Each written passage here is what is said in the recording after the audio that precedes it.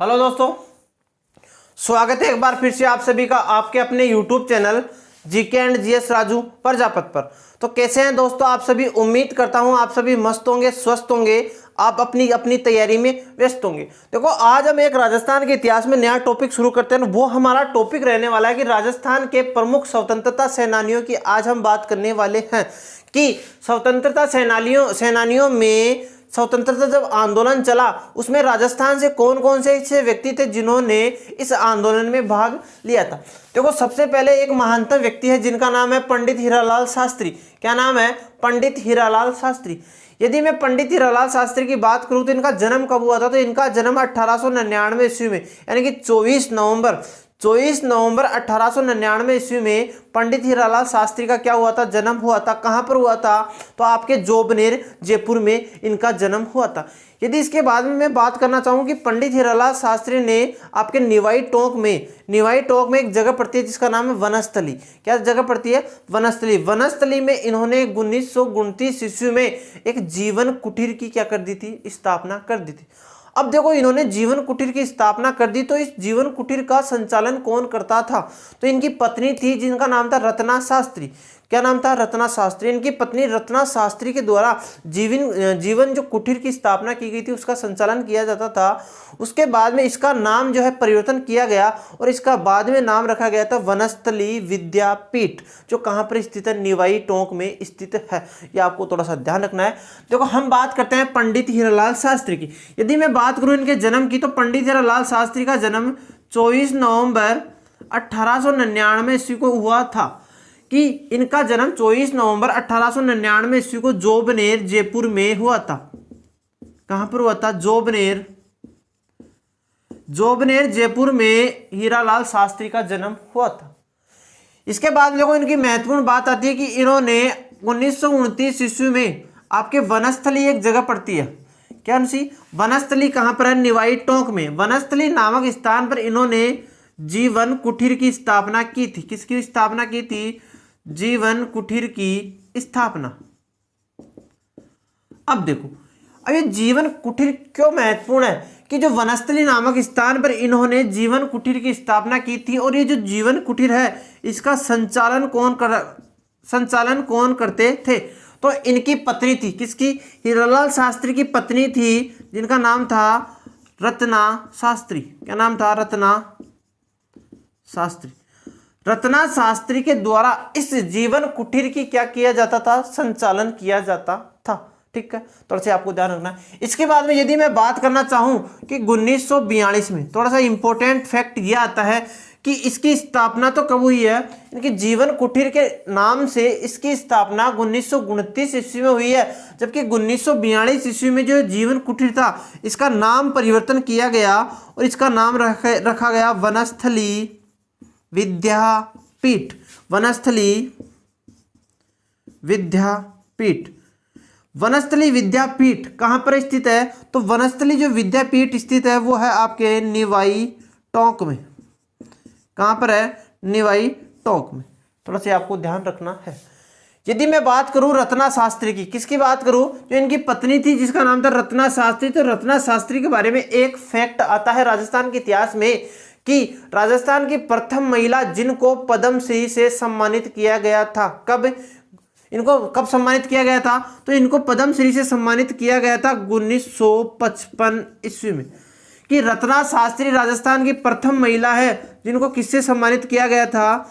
पद्मश्री से। और पद्मश्री से इनको 1955 ईस्वी में सम्मानित किया गया था। ठीक है, तो ये इसकी कुछ प्रारंभिक बातों को। आगे मैं हीरालाल शास्त्री की बात करना चाहूँ कि हीरालाल शास्त्री ने एक गीत लिखा था। कौन सा लिखा था? तो हीरालाल शास्त्री के द्वारा लिखा गया था प्रलय है प्रतीक्षा नमो है नमः। प्रलय है प्रतीक्षा नमो है नमः। कि प्रलय है प्रतीक्षा नमो है नमः गीत किसने लिखा था? तो हीरालाल शास्त्री ने प्रलय है प्रतीक्षा नमो है नमः गीत लिखा था। इसके बाद देखो इन्होंने एक रचना की थी। किसकी रचना की थी? और इन्होंने अपनी आत्मकथा लिखी थी। क्या लिखी थी? आत्मकथा। यदि मैं बात करना चाहूंगी इनकी आत्मकथा का क्या नाम था? तो हीरालाल शास्त्री की आत्मकथा थी जिसका नाम था प्रत्यक्ष जीवन शास्त्र।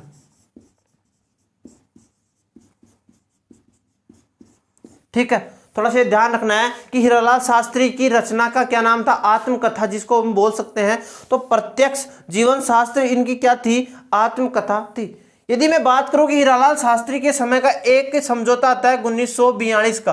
1942 में आपको पता है कि भारत छोड़ो आंदोलन कब चला था, तो भारत छोड़ो आंदोलन 1942 में चला था, और उस समय हीरालाल शास्त्री जयपुर में थे। तो 1942 में एक समझौता हुआ था, किस किस के मध्य, मिर्जा इस्माइल व हीरालाल शास्त्री के मध्य एक समझौता होता है जिसका नाम था आपके जेंटलमैन एग्रीमेंट समझौता। जेंटलमैन एग्रीमेंट समझौता। थोड़ा सा ध्यान रखना है कि जेंटलमैन एग्रीमेंट समझौता किस किस के मध्य हुआ था वह कब हुआ था। तो 1942 ईस्वी में जेंटलमैन एग्रीमेंट समझौता होता है किस किस के मध्य, तो एक तरफ तो थे आपके शास्त्री जी कि हीरालाल शास्त्री व मिर्जा इस्माइल, हीरालाल शास्त्री व मिर्जा इस्माइल के मध्य जेंटलमैन एग्रीमेंट समझौता हुआ, और इस समझौते में यह शर्त तय की गई कि जयपुर, किसकी बात करें, जयपुर की, कि जयपुर रियासत भारत छोड़ो आंदोलन, जो 1942 में भारत छोड़ो आंदोलन चल रहा है, भारत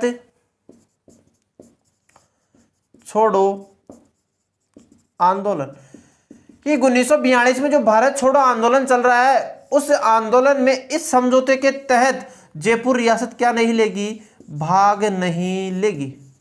ठीक है, तो ये ध्यान रखना है आपको। तो ये थे आपके सामने हीरालाल शास्त्री।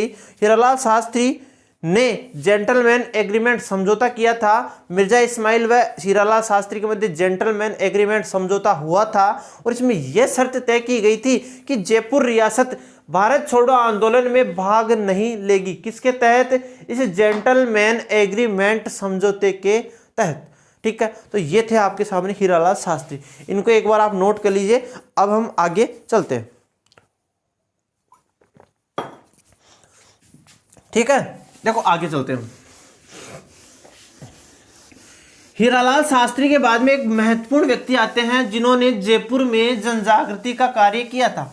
किसका, जयपुर में जनजागृति का कार्य किया था, और उनका नाम था आपके अर्जुन लाल सेठी। अर्जुन लाल सेठी की यदि मैं बात करूं इनके जन्म की, तो अर्जुन लाल सेठी का जन्म 1880 में हुआ था। ठीक है, हम बात करते हैं अर्जुन लाल सेठी की।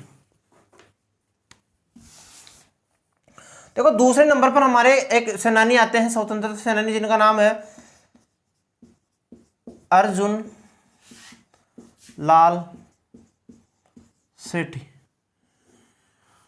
देखो अर्जुन लाल सेठी का जो जन्म हुआ है वो 1880 में हुआ है, और कहां पर हुआ था, जैन परिवार में हुआ था।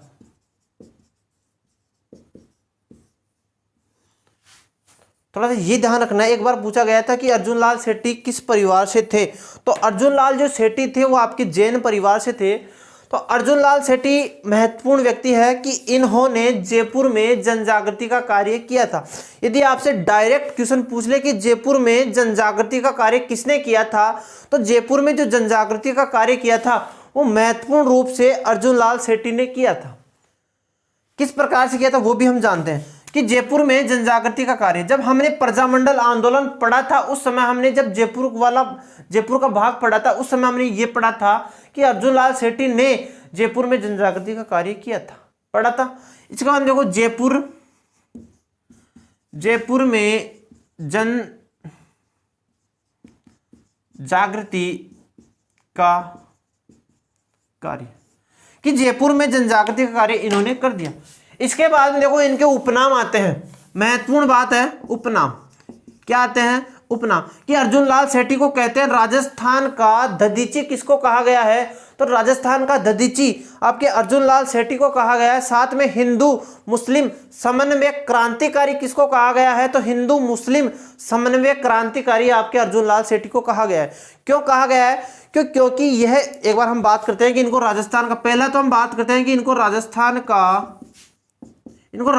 का दधीची कहते हैं, राजस्थान का दधीची कहते हैं। साथ में इनको कहते हैं हिंदू मुस्लिम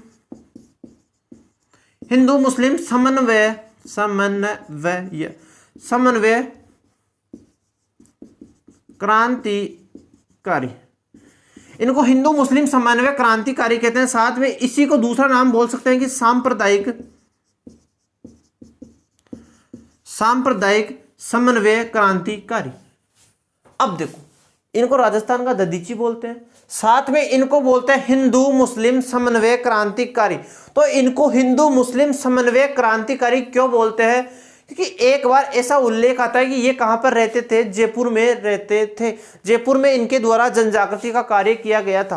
तो अंग्रेजों ने इनको पकड़ने का प्रयास किया तो ये जयपुर को छोड़कर चले गए थे। कहां पर? अजमेर में चले गए थे, और अजमेर में इन्होंने अपना नाम परिवर्तन कर दिया था और वहां पर अपना व्यवसाय भी चेंज कर लिया था, यानी कि परिवर्तन कर लिया था।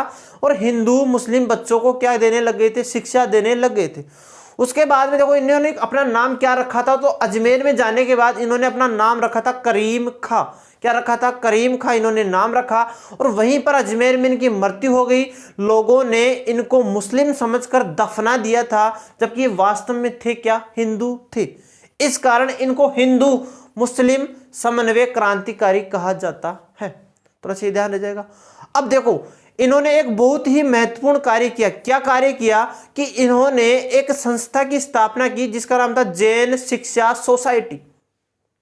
कि जयपुर में अर्जुनलाल सेठी के द्वारा जैन शिक्षा सोसाइटी की स्थापना की जाती है। महत्वपूर्ण बात इसकी यह है कि देखो, नाम से तो पता चल रहा है कि जैन शिक्षा सोसाइटी यानी कि जैन धर्म को शिक्षा देने वाली एक संस्था थी, लेकिन इसका वास्तव में कार्य कुछ अलग था। वो क्या था? कि ये जो संस्था थी अर्जुनलाल सेठी के निर्देशन में क्रांतिकारी तैयार करती थी। थोड़ा सा ये ध्यान रखना है, ठीक है। इसी कारण इनको आपके जयपुर में पकड़ने का प्रयास किया गया था। ये वहां से जयपुर को छोड़कर अजमेर चले गए थे। तो इन्होंने किसकी स्थापना की थी? तो इन्होंने की थी जैन शिक्षा, इन्होंने की थी जैन शिक्षा सोसाइटी। इन्होंने जैन शिक्षा सोसाइटी की स्थापना कहां पर की थी? जयपुर में की थी। इन्होंने जैन शिक्षा सोसाइटी की स्थापना जयपुर में की थी। इसका महत्वपूर्ण बात यह है कि इसका कार्य क्या था? तो इसका कार्य था क्रांतिकारी तैयार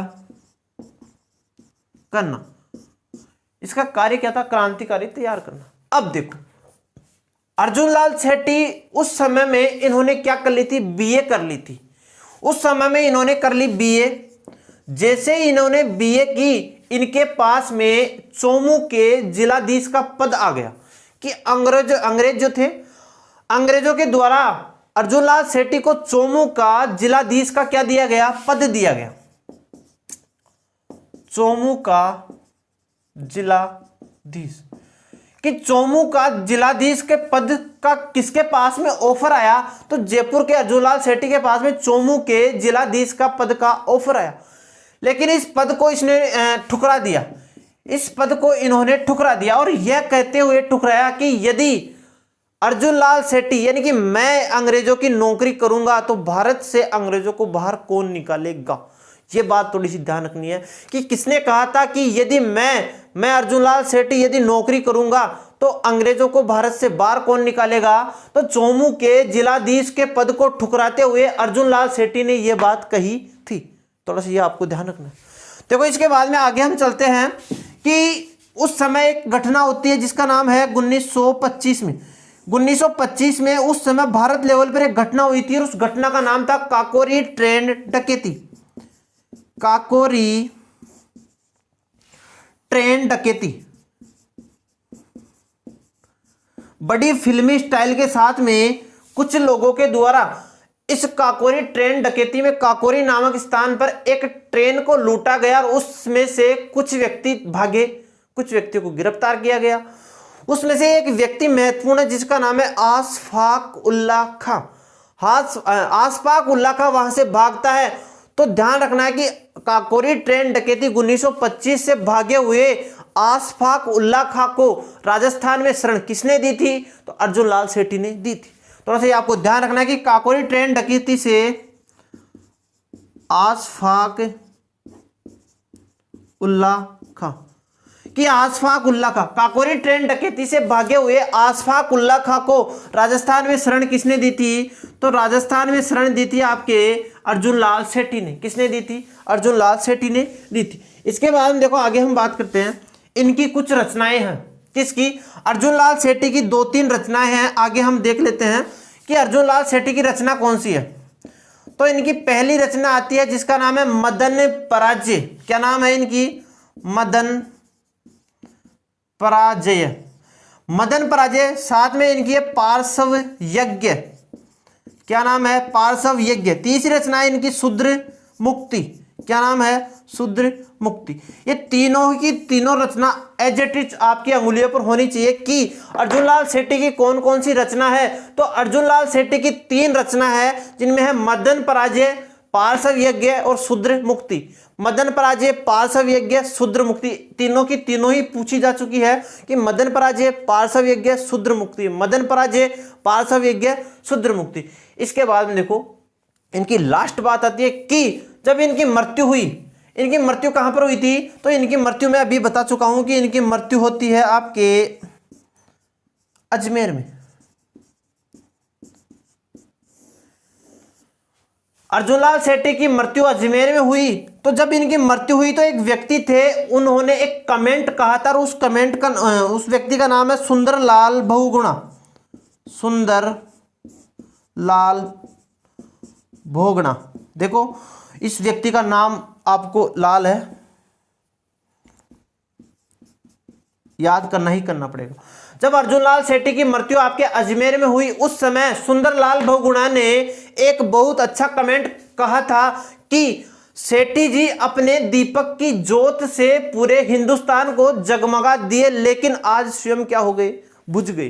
तो ये आपको ध्यान रखना है कि किसने कहा था। तो अर्जुन लाल सेठी की मृत्यु पर सुंदरलाल बहुगुणा ने कहा था कि सेठी जी ने अपने दीपक की ज्योत से, यानी कि अपनी दीपक की लो से पूरे हिंदुस्तान को जगमगाया, लेकिन आज स्वयं क्या हो गए? बुझ गए हैं। ठीक है। और इनकी मृत्यु अजमेर में हुई थी और इनको मुस्लिम समझकर इनको दफना दिया गया था। इस कारण इनको हिंदू मुस्लिम समन्वय क्रांतिकारी कहते हैं। इसके बाद में देखो एक क्रांतिकारी और आते हैं जिनका नाम है जमना लाल बजाज। क्या नाम है? जमना लाल बजाज। थोड़ा सा ये ध्यान रखना है कि जमना लाल बजाज का संबंध किससे था? तो इनका संबंध है काशी का बास सिक्कर से। किससे है? थोड़ा सा ये ध्यान रखना है कि जमना लाल बजाज का संबंध किससे है? तो जमना लाल बजाज का संबंध आपके काशी का बास सिक्कर से है। इन्होंने 1927 ईस्वी में चरखा संघ की स्थापना की थी। किसने? जमनालाल बजाज ने चरखा संघ कि इन्होंने 1927 में 1927 ईस्वी में जमनालाल बजाज के द्वारा चरखा संघ की स्थापना की गई थी। और तिलक एक फंड था। तिलक फंड के प्रमुख व्यक्ति कौन थे? तो जमनालाल बजाज तिलक फंड के प्रमुख व्यक्ति थे। इनको कहते हैं गांधी जी का 5वां पुत्र। क्या? गांधी जी का 5वां पुत्र कहते हैं। और इन्होंने स्वयं को क्या कहा था? गुलाम नंबर 4। गुलाम नंबर 4 कहा था। इनके पास में एक उपाधि थी जिसका नाम था राय बहादुर। कौन सी थी? राय बहादुर। थोड़ा सा आपको ध्यान रखना है कि राय बहादुर किसके पास में थी। तो जमनालाल बजाज का संबंध किससे है? तो काशी का बास सिक्कर से जमनालाल बजाज का संबंध है। इनको कहते हैं गांधी जी का 5वां पुत्र कहते हैं। ये स्वयं को क्या मानते थे? गुलाम नंबर 4 मानते थे। इसके बाद में इनके पास में एक उपाधि थी जिसका नाम था राय बहादुर। साथ ही साथ हम बात करें कि राजस्थान में तिलक फंड बनाया गया था, उसका प्रमुख व्यक्ति कौन था? तो जमनालाल बजाज था। और जमनालाल बजाज की एक बात और महत्वपूर्ण आती है कि इन्होंने 1927 ईस्वी में आपके किसकी स्थापना की थी? चरखा संघ की स्थापना की थी। इस प्रकार देखो हमने राजस्थान के प्रमुख स्वतंत्रता सेनानियों को शुरू किया है। और हमने सबसे पहले किसकी बात की? हीरालाल शास्त्री की बात की। उसके बाद में हमने अर्जुन लाल सेठी की बात की। उसके बाद में हमने बजाज जी की कुछ बातें थी वो भी हमने जानी है। ठीक है। और यदि हम बात करें कि जयपुर प्रजामंडल में महत्वपूर्ण भूमिका किसने निभाई थी? तो जमनालाल बजाज ने। यानी कि जब कब यानी हमने पढ़ा था तो जमनालाल बजाज ने जयपुर प्रजामंडल में महत्वपूर्ण भूमिका निभाई थी। ठीक है। तो आज की कक्षा को हम यही विराम देते हैं। आज के लिए इतना ही। मिलते हैं हम बाकी नेक्स्ट कक्षा में। Okay, thank you.